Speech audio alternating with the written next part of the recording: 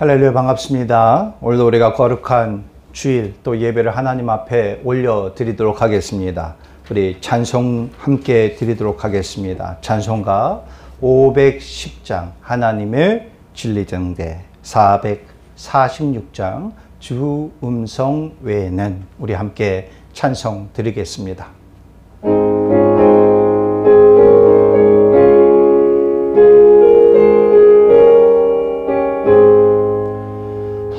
하나님의 진리등대 길이 빛나니 우리들도 등대되어 주의 사랑 비추세.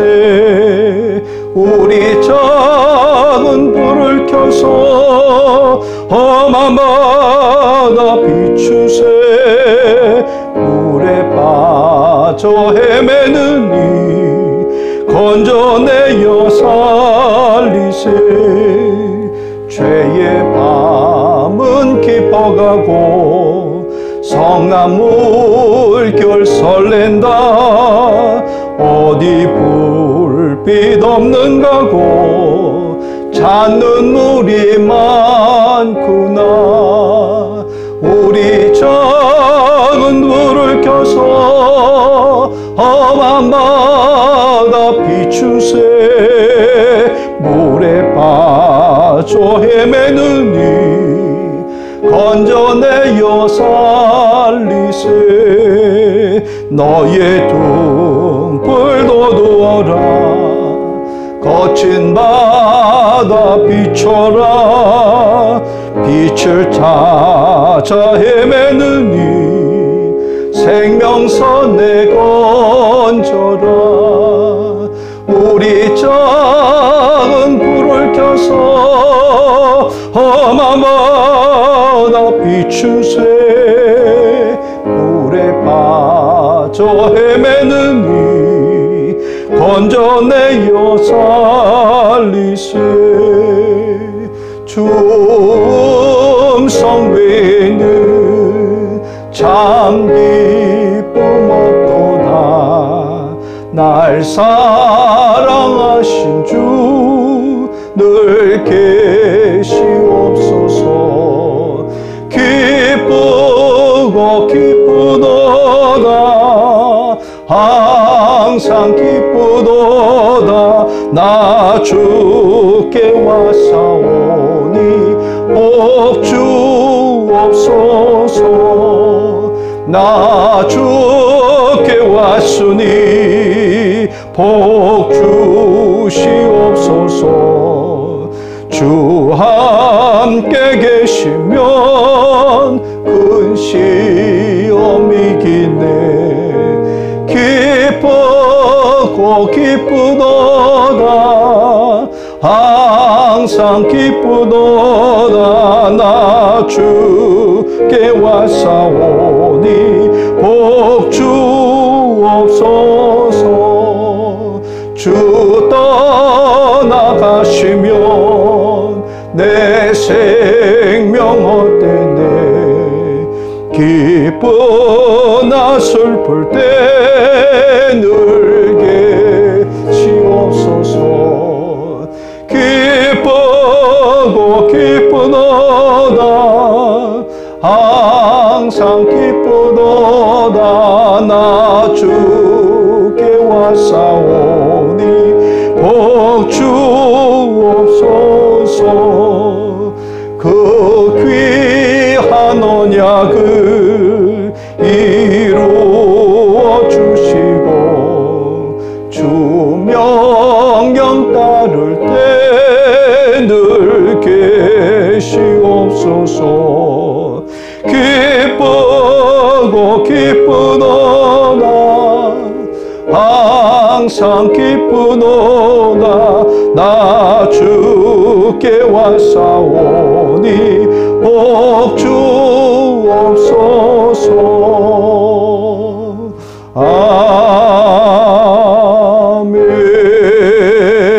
아멘. 우리 다 같이 조용히 기도 드리시겠습니다.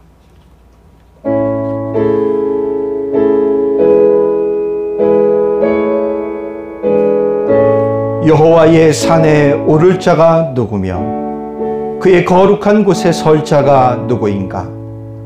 곧 손이 깨끗하며 마음이 정결하며 뜻을 허탄한 데에 두지 아니하며 거짓 맹세하지 아니하는 자로다. 아멘.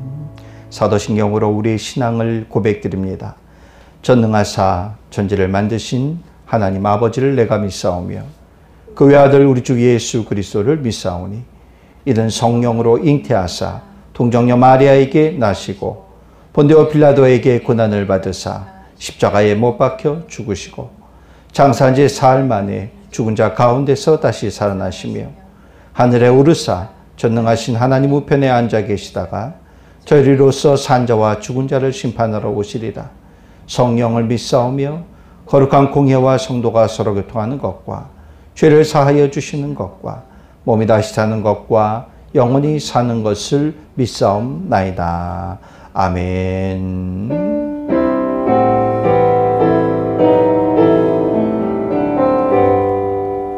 다 찬양하여라 전능왕 창조의 주께 내오나 주 찬양 평강과 구원의 주님 성도들아 주 앞에 이제 나와 즐겁게 찬양하여라. 다 찬양하여라 놀라운 만유의 주께 포근한 날개 밑을 뿜어 주시는 주님 성도들아 주님의 뜻 안에서 내 소원 다 이루리라. 다 찬양하여라 온 몸과 마음을 바쳐 이 세상 만물이 주 앞에 다 나와 찬양 성도들아 기쁘게 소리 높여 영원히 찬양하여라.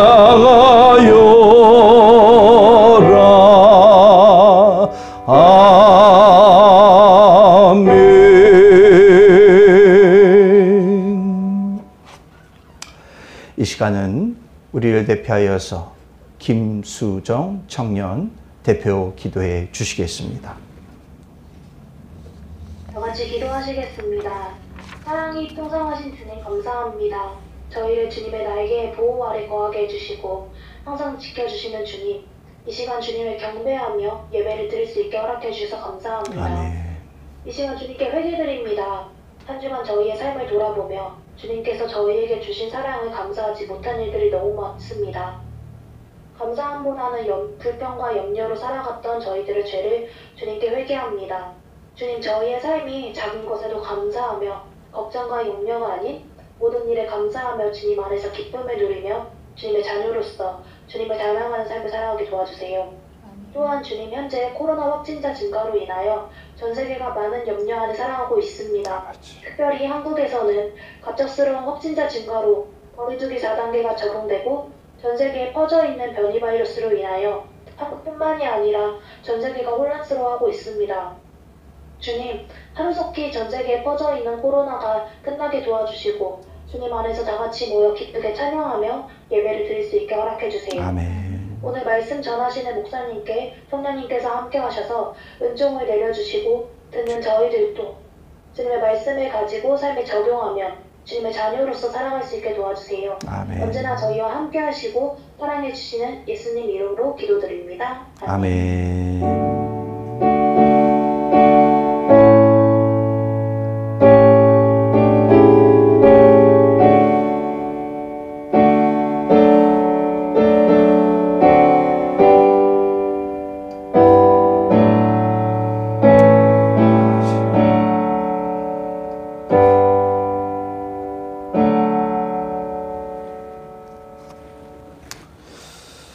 이 시간에는 우리 교회 소식 알려드리도록 하겠습니다. 이번 주 토요일 오후 2시에 우리 교회 우리 임하은 청년이 결혼 예배를 드립니다.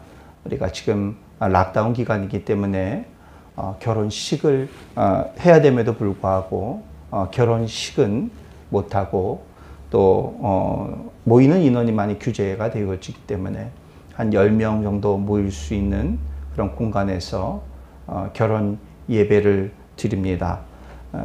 저와 아내가 또 우리 교회 대표로 참석은 하겠지만 여러분들이 귀한 우리 하은이 새로운 믿음의 가정을 세우면서 출발합니다. 귀한 가정을 위해서 여러분 기억하시고 또 기도해 주시고 축복해 주시기를 바라겠습니다. 우리 필리핀 선교지방 연합 부흥성회가 개최가 됩니다. 은혜의 성회가 될 수 있도록 여러분 기도해 주시기를 바랍니다. 일시는 7월 27일과 28일 화요일과 수요일입니다. 저녁 집회만 합니다. 저녁 집회 오후 7시입니다. 7시에 양일간 저녁 집회를 합니다. 필리핀은 오후 7시고 한국은 오후 8시입니다. 한국에 계신 분들은 잊지 마시고 또 오후 8시에 이 집회에 함께 참석해 주시길 바랍니다. 물론 진행 방식은 현장에서 우리가 모여서 성회를 해야 되는데 지금 상황이 그렇지 못하기 때문에 이번엔 줌으로 이번 성회를 진행하려고 합니다. 여러분 잊지 마시고 27일과 28일 필리핀 시각은 오후 7시, 한국은 오후 8시입니다. 강사는 하남시에, 한국의 하남시의 성안교회에 담임하고 있는 장학봉 목사님께서 또 강사로 또 귀한 말씀 전해 주시겠습니다. 은혜의 시간을 위해서 여러분들이 잊지 말고 또 집회를 위해서 기도해 주시기를 바라겠습니다. 우리 시간은 찬송가 299장 하나님 사랑은 우리 이 찬송 드리면서 여러분들이 준비하신 예물을 하나님께 봉헌토록 합니다.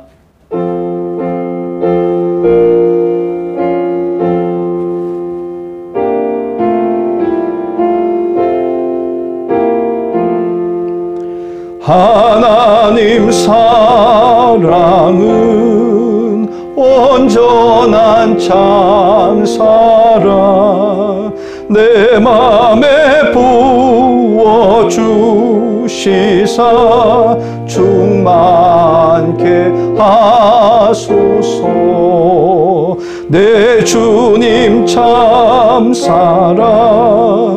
햇빛과 같으니 그 사랑 내게 비추사 뜨겁게 하소서.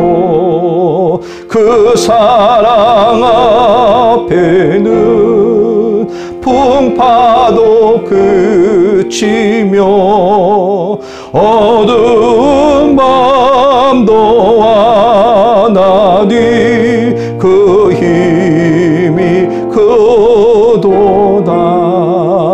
하나님 사랑은 온전한 참사랑 내 맘과 영에 채우사 새 힘을 주소서. 아멘. 드려진 예물 위해서 우리 함께 기도드리겠습니다. 사랑의 아버지 하나님, 하나님의 크신 은혜와 그 참 사랑에 감사와 영광을 올려 드리옵나이다. 지난 한 주도 주님의 품에 우리를 품어주시고 하나님 아버지 어려움과 문제에서 우리를 아버지 지켜주시고 하나님의 은혜 가운데 거하게 하여 주시니 참으로 감사합니다. 하나님의 은혜를 우리가 알기를 원하고 주님의 그 사랑을 우리가 깨달아 알기를 원합니다. 알고 마침이 아니라 하나님 아버지 받은 은혜와 사랑을 우리의 주변에 흘려 보낼 수 있는 우리의 모습이 되어지게 하여 주시옵소서. 극신 은혜가 아버지 너무나 크기에 오늘 하나님 은혜에 감사하여서 하나님께 귀한 예물을 올려드립니다.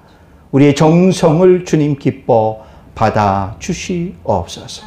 예물이 쓰이는 곳에서 주님의 향기를 발할 수 있게 하여 주시고, 특별히 하나님 아버지 주여 모든 성도들의 아버지 주여 그들의 가정과 삶의 현장과 일터의 형편과 상황을 아시는 아버지 하나님, 주여 저들을 붙들어 주시고, 하나님 이 어려운 이 코로나 시기 속에서 좌절하고 낙심하는 것이 아니라 염려와 근심의 구름 속에 아버지 그것에 장악받는 것이 아니라 하나님을 소망하고 하나님을 희망하며 나아가게 하여 주시고, 굳건한 주님의 오른손을 부여잡고 나아갈 수 있는 모든 성도들 되어지게 하여 주시옵소서. 원하고 바라옵기는 저들의 영을, 저들의 믿음을, 저들의 신앙을 붙들어 주시옵소서. 연약하여지지 않게 하여 주시고, 아버지 우리의 믿음과 신앙이 퇴보되지 않게 하여 주시고, 어려운 때일수록 더욱더 하나님께 집중하고 하나님을 부여잡고 나아갈 수 있게 하여 주시옵소서. 말씀에 든든히 설 수 있는 모든 성도들 되어지게 하여 주시옵소서. 육신을 지켜주시옵소서. 강건하게 붙들어 주시고 붙잡아 주시사 하나님이 맡겨주신 사명 감당하는 데 있어서 아버지 우리의 육신이 병들어서 아버지 하나님 주저하지 않게 하여 주시고, 강건한 육신을 통해서 코로나의 바이러스에서 우리를 지켜주셔서 하나님이 맡겨주신 그 사명 더욱더 크게 감당할 수 있는 우리의 모습이 되어지게 하여 주시옵소서. 오늘도 하나님께 예배를 올려드립니다. 교회에서 예배를 올려드립니다. 또 아버지 하는 각 가정에서 이 시간 함께 아버지 하나님의 영상을 보면서 온라인 예배를 함께 드리고 있습니다. 모든 예배가 하나님 기뻐 받으실 수 있는 예배가 되어지게 하시고, 환경과 상황을 아버지 주장하여 주시고, 무엇보다도 우리의 마음과 우리의 심령을 주장하여 주시사 하나님께 온전히 올려드릴 수 있는 예배가 되어지게 하여 주시옵소서. 감사드리며 예수님의 이름으로 기도드리옵나이다. 아멘. 우리 이 시간 함께 은혜 나눌 말씀을 보도록 합니다. 오늘 말씀은 사무엘 하 말씀입니다. 사무엘 하 6장 1절로 15절 말씀입니다. 사무엘 하 6장 1절로 15절 말씀, 우리 교독하여서 말씀을 보시고 마지막 절 15절은 다 같이 함께 한 목소리로 합독하십니다. 사무엘하 6장 1절 말씀입니다. 다윗이 이스라엘에서 뽑은 무리 3만 명을 다시 모으고, 다윗이 일어나 자기와 함께 있는 모든 사람과 더불어 바알레 유다로 가서 거기서 하나님의 궤를 메어 오려 하니, 그 궤는 그룹들 사이에 자정하신 만군의 여호와의 이름으로 불리는 것이라. 그들이 하나님의 궤를 새 수레에 싣고 산에 있는 아비나답의 집에서 나오는데 아비나답의 아들 우사와 아효가 그 새 수레를 모니라. 그들이 산에 있는 아비나답의 집에서 하나님의 궤를 싣고 나올 때에 아효는 궤 앞에서 가고, 다윗과 이스라엘 온 족속은 잣나무로 만든 여러 가지 악기로 숨과 비파와 소고와 양금과 제금으로 여호와 앞에 연주하더라. 그들이 나곤의 타작마당에 이르러서는 소들이 띠므로 우사가 손을 들어 하나님의 궤를 붙들었더니 여호와 하나님이 우사가 잘못함으로 말미암아 진노하사 그를 그곳에서 치시니 그가 거기 하나님의 궤 곁에서 죽으니라. 여호와께서 우사를 치심으로 다윗이 분하여 그곳을 베레스 우사라 부르니 그 이름이 오늘까지 이르니라. 다윗이 그날에 여호와를 두려워하여 이르되 여호와의 궤가 어찌 내게로 오리오 하고, 다윗이 여호와의 궤를 옮겨 다윗성 자기에게로 메어가기를 즐겨하지 아니하고 가데 사람 오벳 에돔의 집으로 메어간지라. 여호와의 궤가 가데 사람 오벳 에돔의 집에 석 달을 있었는데 여호와께서 오벳 에돔과 그의 온 집에 복을 주시니라. 어떤 사람이 다윗 왕에게 아뢰어 이르되 여호와께서 하나님의 궤로 말미암아 오벳 에돔의 집과 그의 모든 소유에 복을 주셨다 한지라. 다윗이 가서 하나님의 궤를 기쁨으로 메고 오벳 에돔의 집에서 다윗성으로 올라갈세. 여호와의 궤를 맨 사람들이 6걸음을 가매 다윗이 소와 살찐 송아지로 제사를 드리고, 다윗이 여호와 앞에 힘을 다하여 춤을 추는데 그때에 다윗이 배에 에봇을 입었더라. 다윗과 온 이스라엘 족속이 즐거이 환호하며 나팔을 불고 여호와의 궤를 메어 오니라. 아멘.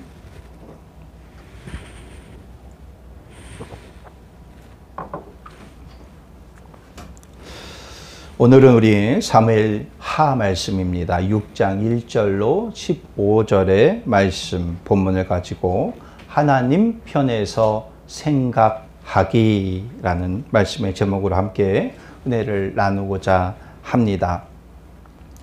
우리 연예계에 인고 부부들이 있습니다. 부부의 금술이 참 좋은 부부들이 많이 있습니다. 그 가운데에 가수 션과 배우 정혜영 씨, 이 부부가 있습니다.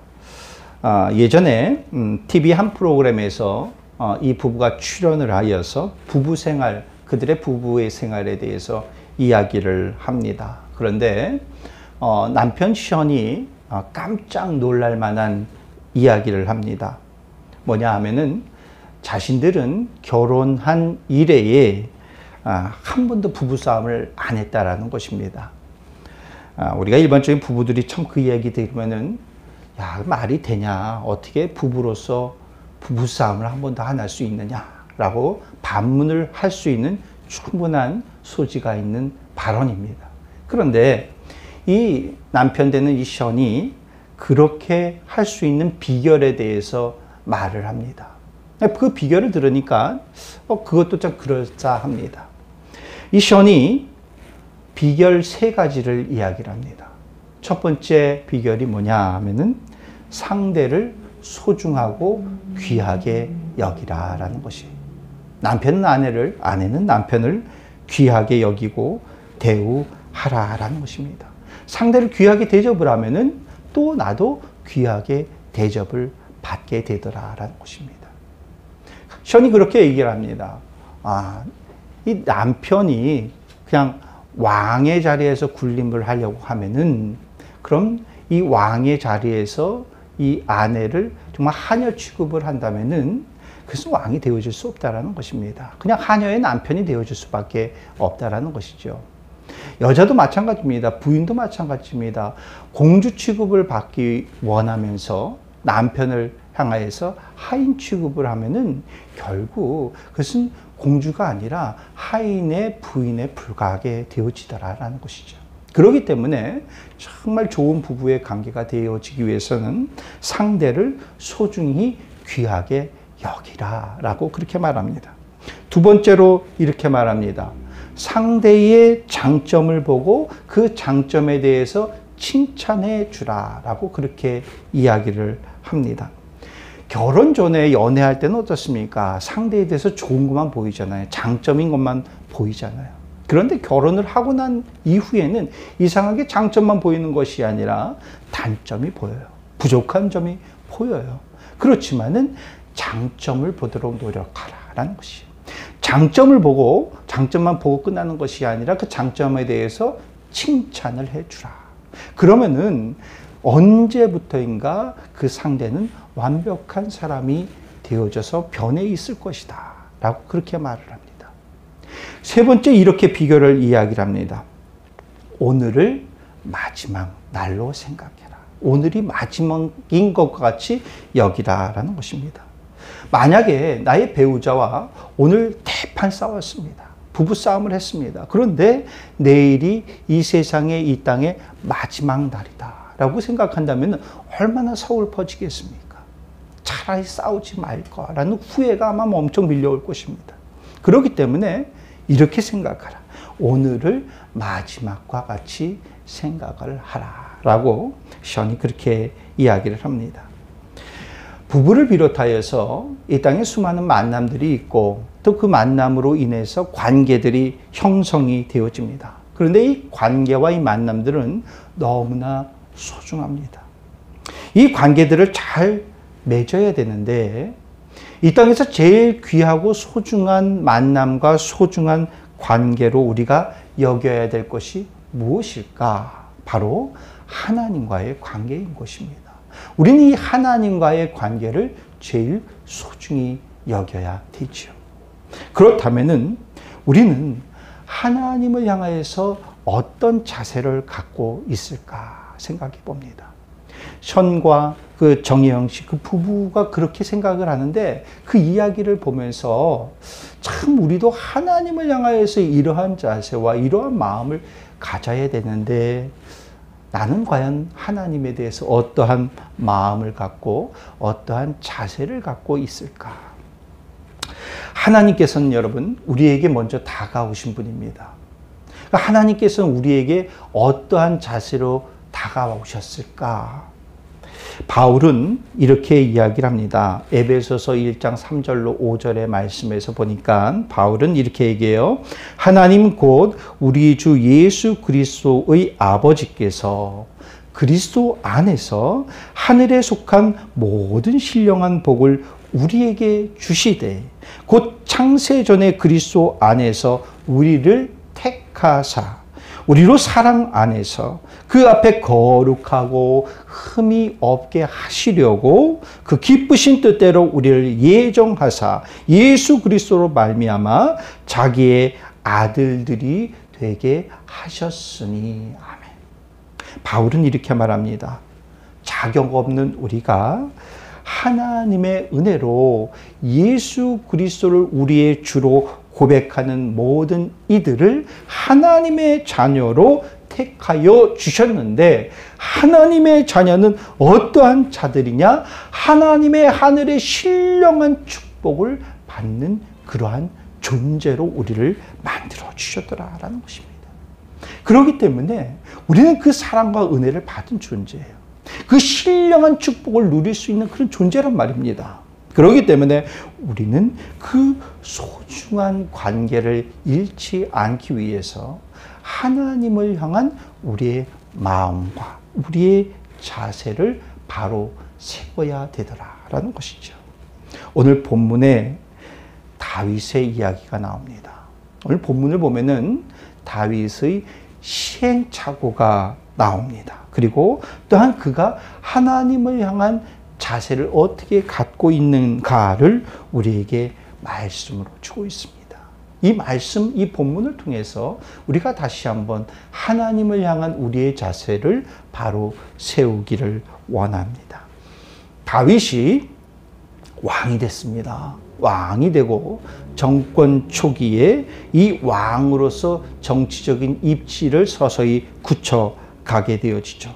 그리고 무엇보다 다윗이 관심을 갖고 있었던 것이 있었습니다. 그것은 무엇이냐 하면은 하나님과의 관계 회복입니다. 하나님과의 관계를 온전히 세우기 위함이다.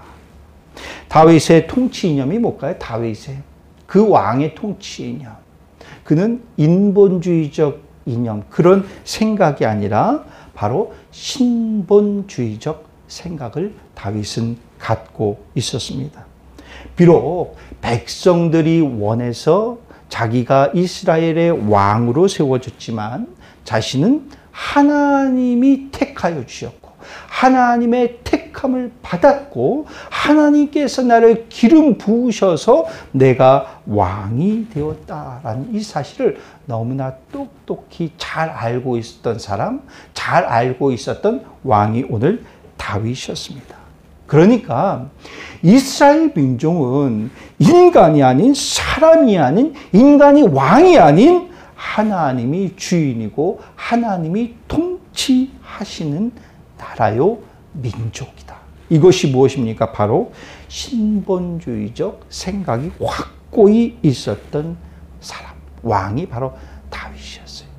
그래서 다윗은 무슨 계획을 품고 있냐, 무슨 프로젝트를 준비하고 있냐, 바로 이거예요. 오늘 본문에 나온 언약궤, 하나님의 언약궤를 이스라엘의 수도인 다윗성 예루살렘으로 옮기고 그곳에 안치하는 이 계획을 다윗은 세우고 있습니다. 그리고 그 계획을 감행하고 있어요. 오늘 본문에서는 이 일을 위하여서 다윗이 어떤 준비를 했는지 오늘 이 본문에서 세세하게 기록을 하고 있습니다. 다윗은 먼저 사람을 준비합니다. 근데 그 사람의 수가 엄청납니다. 꽤 많은 사람을 준비합니다. 몇 명을 준비하냐? 오늘 본문에 보니까 무려 3만 명을 준비를 합니다. 엄청 많은 숫자죠. 그런데 그 3만 명이라는 숫자도 특별히 선별하여서 준비하게 되어집니다. 오늘 1절 말씀입니다. 다윗이 이스라엘에서 뽑은 무리 3만 명을 다시 모으고 라고 이렇게 오늘 1절 말씀에 우리에게 말씀을 주고 있습니다. 이겁니다. 3만 명을 뽑아서, 근데 그 뽑은 3만 명이 말씀에서 보니까 다시 모았다라는 이런 말씀을 하고 있습니다. 다시 모았다라는 것입니다. 즉 이전에 모여졌던 사람인데 다시 모았다. 왜 그러냐? 왜 이 말을 쓰냐 하면은 오늘 본문은 6장 본문인데 이전에 5장 본문에서 보게 되어지면 어떤 이야기들이 나오냐 하면은 다윗이 이스라엘의 왕이 되어졌습니다. 근데 이스라엘의 다윗이 왕이 됨과 동시에 블레셋이 이 왕의 즉위 소식을 듣게 되어지고 축하하는 것이 아니죠. 이스라엘 향하여서 침공하게 되어집니다. 공격하게 되어집니다. 그렇지만 이스라엘 백성은 누가 책임지는 백성입니까? 하나님이 책임지는 백성 아니겠습니까? 블레셋의 이 공격에 잘 맞고 이 전쟁에서 다윗은 승리하게 되어지죠. 전쟁이 바로 끝난 직후에 다윗이 했던 것이 무엇이냐? 바로 오늘 이 일이에요. 언약궤를 옮기는 이 일을 시작하게 되어집니다. 그렇지만 이스라엘이 블레셋과의 전쟁에서 이겼다 하여서 블레셋이 완전히 멸망한 것이 아니죠. 블레셋은 계속 끊임없이 이스라엘을 향해서 위협적인 존재였습니다. 언제든 또 공격도 해올 수 있는 그러한 존재였습니다. 위협적인 존재니까. 그러니까 이 다윗은 어떻게 뽑았냐? 이전에 블레셋과 전쟁을 치러서 경험이 있었던 전쟁 경험, 그것도 누가? 블레셋과 전쟁이 경험 있었던 그 사람들로 특별히 뽑아서 3만 명을 다시 모으게 되어집니다. 다윗은요, 적의 위협, 적군의 공격의 위협이 있었음에도 불구하고 무엇을 합니까? 하나님의 언약궤를 옮기는 일을 합니다. 왜냐? 이 일은 너무나 귀한 일이었기 때문에. 이 일은 무엇과도 비교가 되지 않고 미룰 수 없는 그러한 중요한 일이기 때문입니다. 지금 블레셋이 공격할 수 있는 그런 위협적인 그런 상황이었음에도 불구하고 3만 명을 특별히 뽑아서 언약궤를 옮기려고 합니다. 우리가 하나님의 일은 그 무엇과도 뒤로 미뤄져서는 안 되는 것입니다. 너무나 귀하고 소중한 일입니다. 다윗에게 블레셋의 공격의 위협이 있었음에도 불구하고 3만 명을 뽑아서라도 이 일을 감행하는 것이 저와 여러분도 마찬가지인 거죠. 하나님의 일, 예배드리는 일, 하나님을 위한 일, 이것은 세상의 그 무엇과도 맞바꿀 수 없는 그런 귀한 소중한 일이 다윗은 이 일을 감행하고 있습니다. 3만 명은 이스라엘에 그냥 그런 사람들 뽑은 거 아니에요. 그냥 그런 사람으로 인원을 채운 것이 아니라는 것입니다. 그러니까 인원수 불리기 위해서 그렇게 한 것이 아니라는 것입니다. 특별히 뽑은 사람.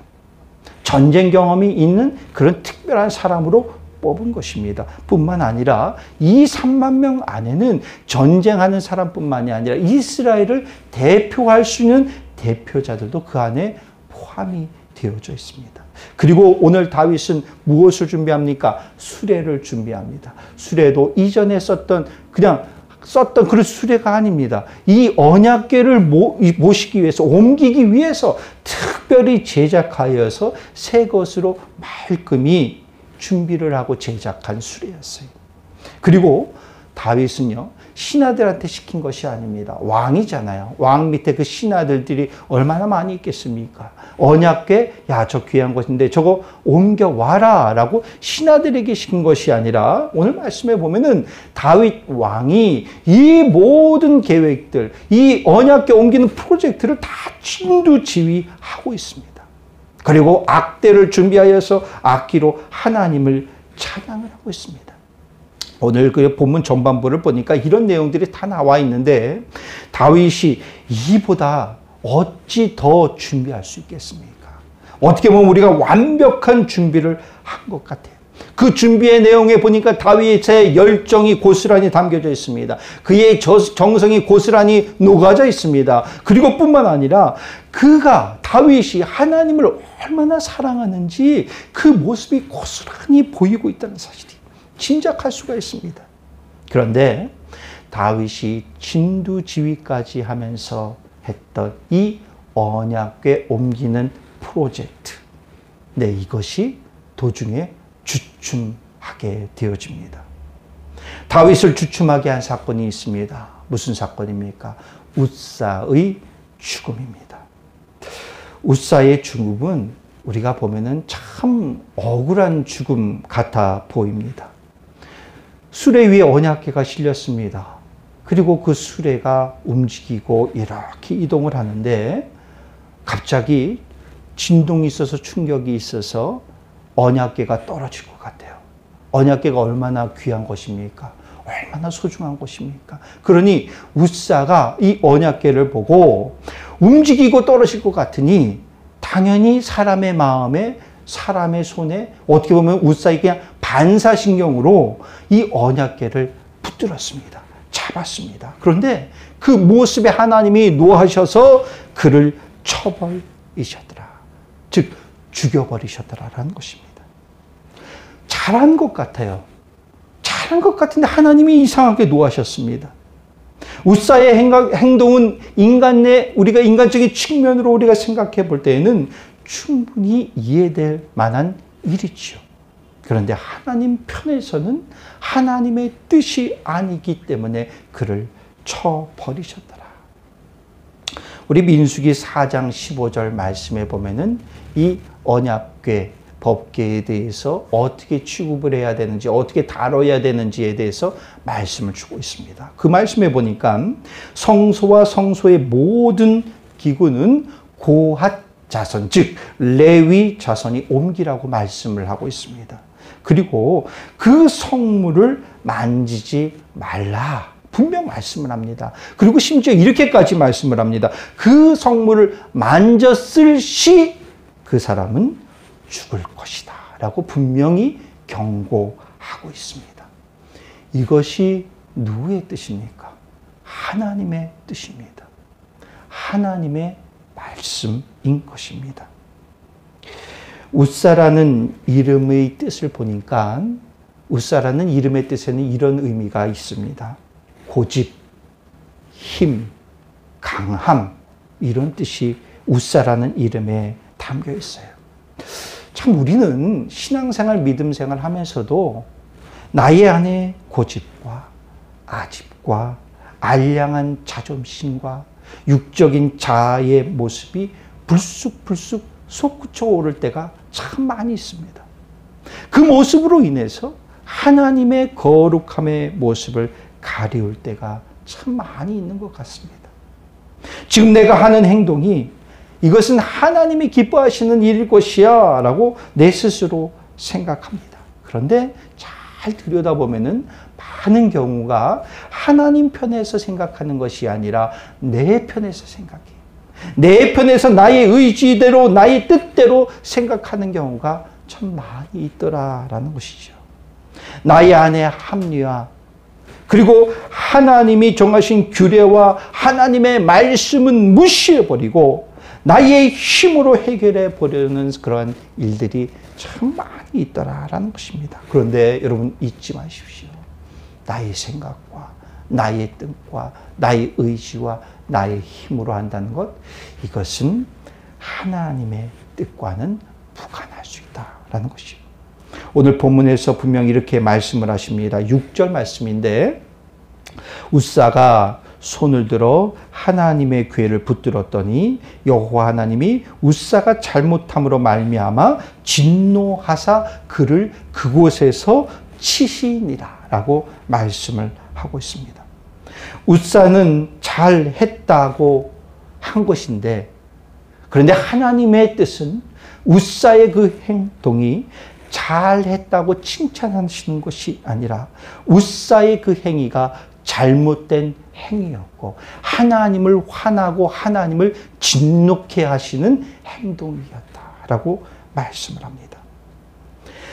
다윗은 그의 편에서 최선을 다한 모습이었고 웃사도 그의 편에서 최선을 다한 행동이었을지 모르지만 하나님의 뜻에는 합당하지 않은 것이요 그리고 그 모든 것이 무익한 것임을 일깨워 주고 있습니다. 그럼에도 불구하고 우리는 아쉽고 속상할 수 있습니다. 내 딴에는 최선을 다했는데 한숨 섞인 아쉬움이 남을 수 있습니다. 어쩌면 그것이 우리의 1차적인 모습 아닐까 싶습니다. 다윗도 그랬습니다. 8절 말씀해 보니까 여호와께서 웃사를 치심으로 다윗이 분하여 그곳을 베레스 웃사라 부르니 그 이름이 오늘까지 이르니라. 내가 이렇게까지 했는데 하나님 어찌 이럴 수 있습니까? 원망과 탄식이 섞여 나올 수 있어요. 웃사의 죽음 앞에 다윗은 어떻게 했습니까? 분하였더라라고 말씀을 합니다. 분하다라는 말이 히브리 원어로 보니까 하라라는 말이에요. 이것은 뭡니까? 매우 뜨거워지다 또는 타오르다라는 의미입니다. 지금 다윗의 감정 상태가 그렇다라는 것입니다.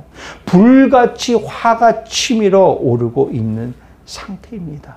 웃사의 죽음을 보고 이런 것입니다. 우리가 소위 말해서 열불이 난다라는 것입니다. 웃사에 대해서 화가 난 것이 아니에요. 하나님에 대해서 화가 나고 있어요. 하나님 어떻게 저 웃사를 죽일 수 있습니까? 웃사가 뭘 잘못했다고 하나님께서 저를 쳐 죽이십니까? 언약궤가 떨어질까 봐 해서 그거 잡은 저 사람이 뭐가 잘못했다고 저를 치십니까? 우리도 다윗과 같은 이 감정의 함정에 빠질 때가 있을 것 같아요. 내가 하나님을 위해서, 교회를 위해서 이렇게 헌신하고 이렇게 봉사했고 이렇게 열정을 다했는데 내가 교회를 위해서 이렇게 헌금을 하였는데 나에게 왜 이런 위기가 닥칩니까? 나에게 왜 이런 시련이 닥칩니까? 하나님은 왜 내 마음도 알아주시지 않으시고 왜 나에게 어려움을 주십니까? 내가 그렇게 열심히 했는데 라고 우리가 따져 묻고 싶을 때가 참 많이 있을 것 같아요. 그럼 우리가 분내기 전에, 화내기 전에 조용히 한번 우리의 모습을 한번 돌아보면 좋을 것 같습니다. 그 모든 일이, 그 모든 열정이, 그 모든 열심이 과연 내가 정말 하나님 편에서 생각하고 한 것이냐, 아니면 내 편에서 내 감정에 충실한 가운데 행한 것이냐라는 것입니다. 다윗은 웃사가 죽은 그곳을 뭐라고 명명하냐 하면은 베레스 웃사라라고 말합니다. 이 베레스 웃사의 뜻을 보면은 이래요. 웃사를 치신 곳. 그치요? 하나님께서 웃사를 치셔서 웃사를 죽였으니 그곳이 지명이 베레스 웃사 맞는 것 같습니다. 그런데 우리가 이 지명을 보면서 웃사의 이름이 담긴 뜻을 한번 생각하면서 그 지명을 다시 한번 생각해 보면 좋을 것 같습니다. 그렇게 다시 생각해 보니까 웃사의 이름의 뜻을 넣어서 그 지명을 다시 한번 생각해 보니까 이런 뜻입니다. 고집불통인 자를 치신 곳. 자기 힘만 자랑한 자를 치신 곳. 자기 힘만을 의지한 자를 치신 곳. 아무리 인간의 힘으로 최선을 다한다 할지라도 하나님의 뜻을 거스리고 하나님의 편에서 생각 안 한 자들은 하나님의 뜻에 합당하지 않지.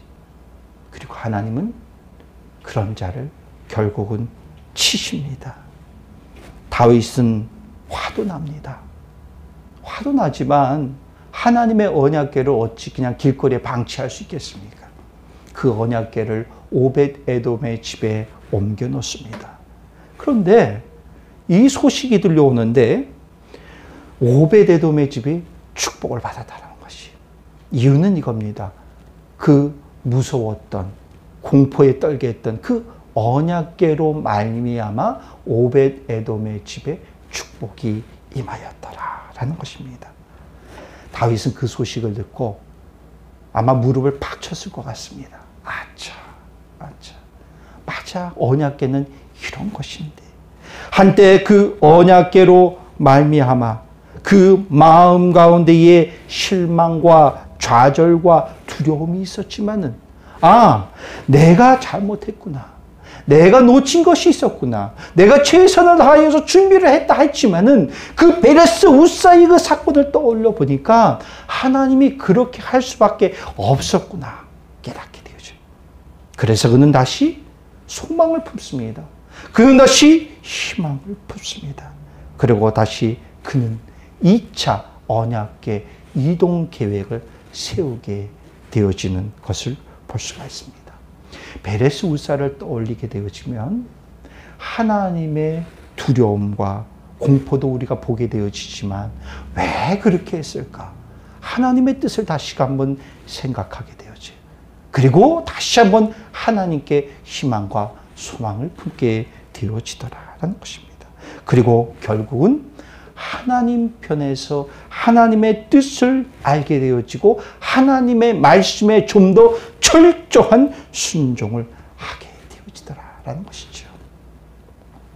저는 아침마다 모닝커피를 마십니다. 근데 모닝커피를 마시는데 원두를 갈아서 원두커피를 내려서 마십니다. 여러분 원두커피를 갈아서 내려서 마시는 분들은 뭐 대략 아시겠지만 주전자에 뜨거운 물을 담습니다. 그리고 드리퍼 위에 갈려진 원두커피 위로 그 뜨거운 물을 붓게 되어지죠. 뭐 콸콸 붓는 것도 아닙니다.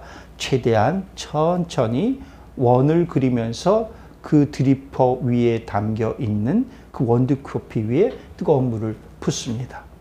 그러면 그 물이 그렇게 거쳐서 어디로 떨어집니까? 드리퍼 밑에 있는 포트에, 그 밑에 그 커피물이 똑똑똑똑 떨어지면서 거기에 커피물이 담기게 되어지죠.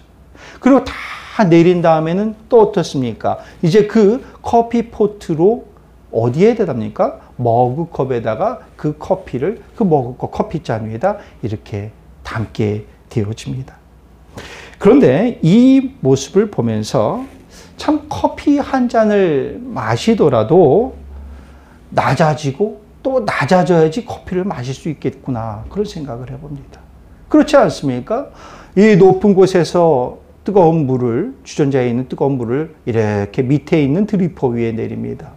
그리고 그 물은 그 드리퍼보다 더 밑에 있는 포트에 이제 커피물이 담겨지게 되어죠. 그리고 이제 그게 다 끝난 게 아니잖아요. 커피물이 모아진 그 포트를 다시 들고 머그잔 위에다 이렇게 내려있는 밑에 있는 머그잔 위에 붓게 되어집니다. 그리고 나중에 이제 그 머그잔에 담겨진 커피를 마시게 되어져요. 커피 한 잔을 마시더라도 참 낮고 낮은 자리에 있어야지 마실 수 있더라라는 것입니다. 여러분, 하나님의 은혜를 우리는 말합니다. 그리고 그 하나님의 은혜를 경험하기를 원합니다. 그러면은 우리는 어떻게 해야 됩니까? 낮아져야 돼요. 겸손해져야 돼요. 누구 앞에서요? 하나님 앞에서 철저히 낮아지고 겸손해져야지 그 하나님의 은혜를 우리가 경험할 수 있다는 것이죠. 오늘 다윗은 자신의 오류를 깨닫고 자신의 잘못을 깨닫고 다시금 하나님의 언약궤를 모셔옵니다. 자신의 모든 생각과 의지와 모든 판단은 이제 내려놓습니다. 그리고 철저히 하나님 편에서 그는 생각하고 하나님께 맡기고 나아갑니다. 이러한 모습은 자신의 낮고 겸손한 모습, 그리고 그의 행동으로서 자연스럽게 연결이 되어집니다.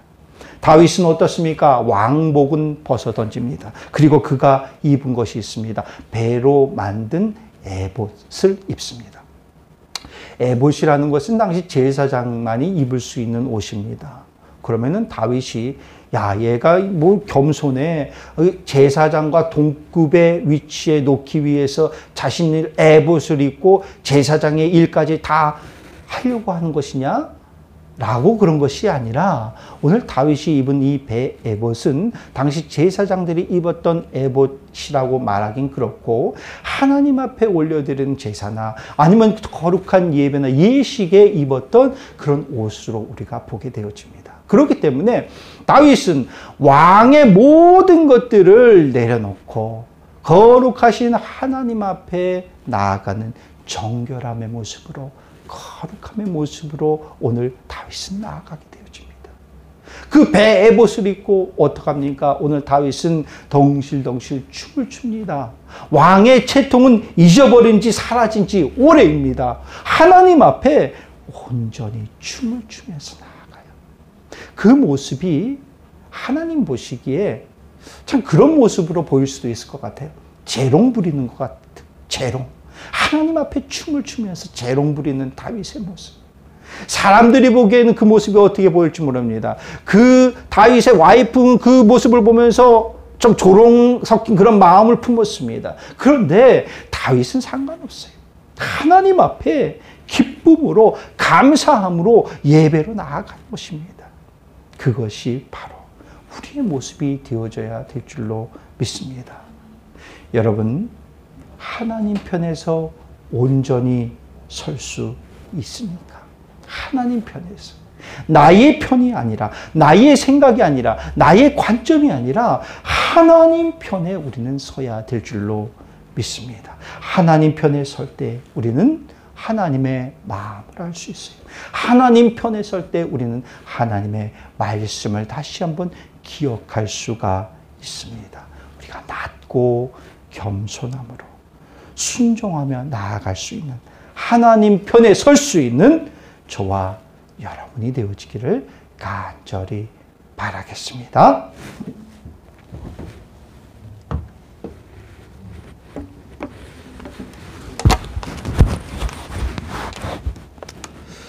우리 이 시간 함께 찬양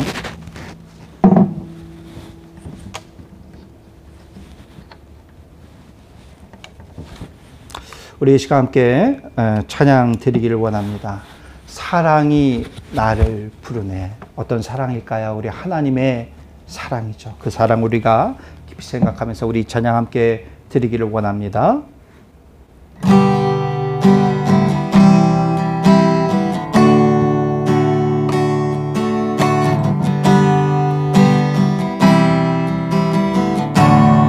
사랑이 나를 부르네. 사랑이 나를 부르네.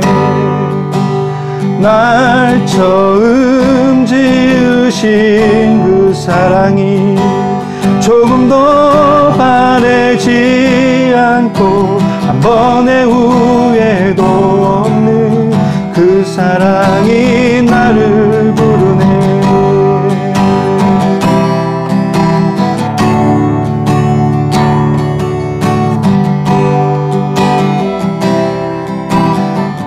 사랑이 나를 부르네. 사랑이 나를 부르네. 날 처음 지으신 그 사랑이 조금도 바래지 않고 한 번의 후회도 없는 그 사랑이 나를 부르네. 영원한 주의 품 안으로 풍성한 주의 식탁으로 친밀한 주의 음성으로 그 사랑이 나를 부르네. 그 사랑이 나를 부르네.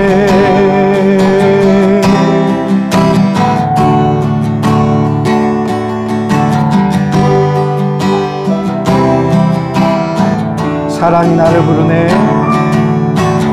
사랑이 나를 부르네. 날 먼저 찾아온 그 사랑이 지금도 나를 보시며 여전히 함께 하시는 그 사랑이 나를 부르네.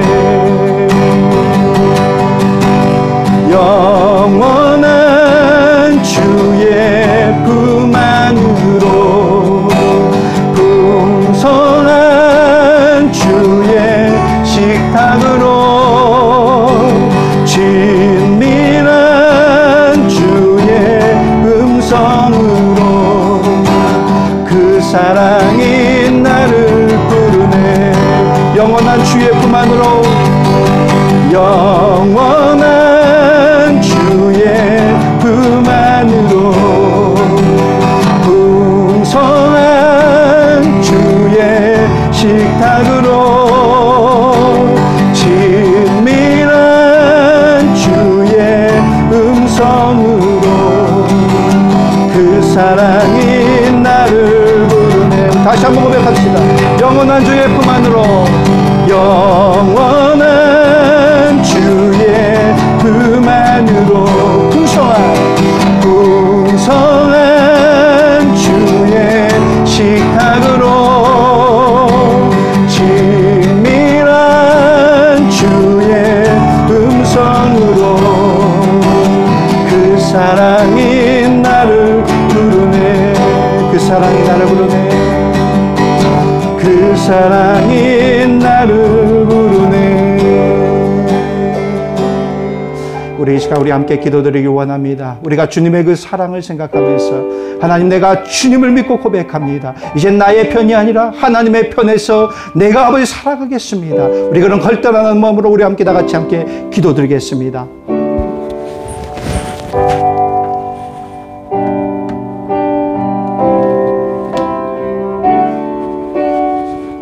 할렐루야. 사랑의 하나님 감사합니다. 하나님 아버지, 우리가 하나님의 편에서 아버지 살아가기 원합니다. 주님의 편에서 주님을 고백하고 나아가기를 원합니다. 전능하신 아버지 하나님, 아버지 우리를 사랑하시는 아버지 하나님, 아버지 우리가 죽을 수밖에 없는 우리의 모습, 죄로 죽을 수밖에 없는 우리 존재이지만 아버지 우리를 먼저 사랑하시고 우리 가운데 다가오신 아버지 하나님, 우리가 기억하고 고백하기를 원합니다. 아버지 하나님, 우리 가운데 성령이 역사하여 주시옵소서. 주님의 뜻에 주님의 마음에 맞은 우리의 모습이 되어지기 원합니다. 나의 뜻과 나의 의지와 나의 생각은 이제 죽여지게 하여 주시고 나의 아버지 주 여자가 죽여지게 하여 주시고 오직 하나님의 모습만 드러낼 수 우리의 모습이 되어지기를 원하오니 아버지 주 여부 잡아주시고 성령님 역사하여 주시옵소서. 오 하나님 역사하여 주시옵소서. 오 하나님 아버지 주님만을 바라고 원망하신 우리의 모습이 되어지기를 원하오니 아버지 주 여부 잡아주시고 성령님 역사하여 주시옵소서. 오 하나님 아버지 주님 앞에 아버지 낮아지기를 원합니다. 겸손하여 지기를 원합니다. 아버지 하나님만 바라보고 악망하게 하여 주시옵소서. 오 하나님 주의 역사하여 주시옵소서. 오 하나님 붙잡아주시고 성령이 성령이 기름시고 우리 가운데 임하여 지기 원하오니 오늘 하나님 아버지 예배 가운데 함께 모든 심령들 가운데 성령이 강하게 역사하여 주시고 나의 뜻과 나의 의지하는 생각을 누구에게 주시고 하나님의 아버지 주여 저쪽으로 맡기고 신뢰하며 나아가신 우리 모습이 되어지기를 원하오니 주여 역사하여 주시고 주여 잡아주시옵소서. 오 하나님 아버지 믿습니다. 하나님 아버지 주여 주여 믿습니다. 오 하나님 아버지 믿습니다. 믿습니다. 아버지 하나님, 우리가 하나님 편에 서기를 원합니다. 지금까지 나의 모습이 나의 뜻과 나의 생각과 나의 의지와 나의 판단만이 앞서지는 않았습니까?